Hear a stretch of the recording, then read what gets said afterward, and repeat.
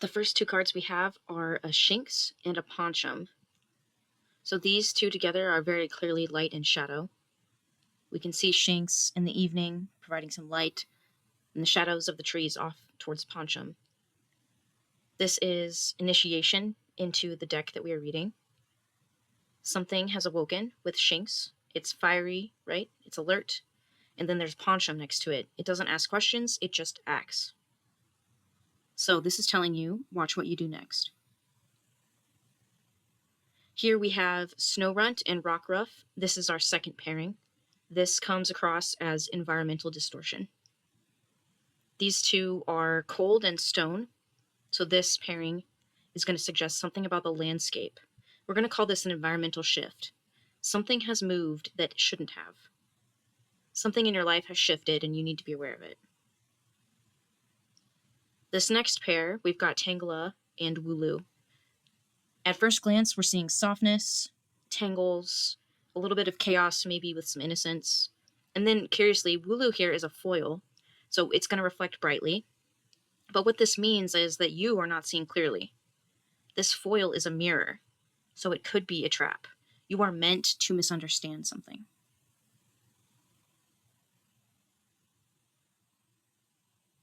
Which brings us to the center. This is obviously our most important set of cards here.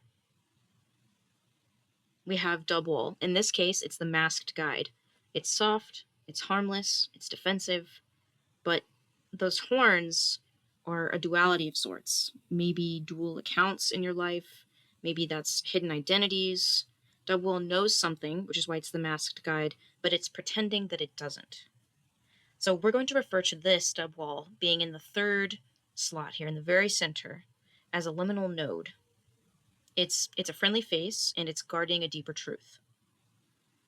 Here we have the fighting energy. So usually this is just motion, right? You're stepping forward, you're moving forward. But here there's no trainer that accompanies it. There's no logic. It's just fighting. So this energy is volatile. It's not clarifying anything for us. It's unleashing. And then we have this Shaymin in the middle. This is Shaymin, which is known as the Rebirth Loop. So we know that it's a mythical being in the Pokemon universe, but curiously, as a card, this guy is tied to memory and to restoration.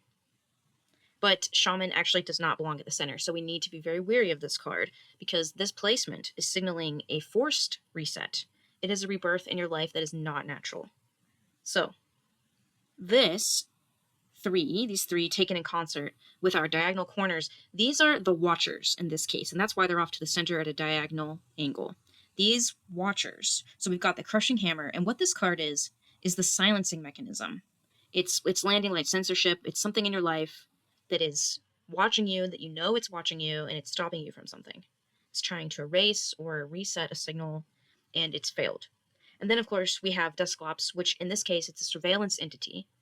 It's never where it starts, so Dusclops appears after. So its presence here is not passive, it's documentation.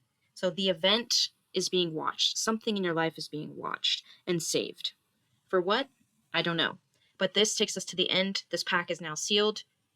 You cannot open it.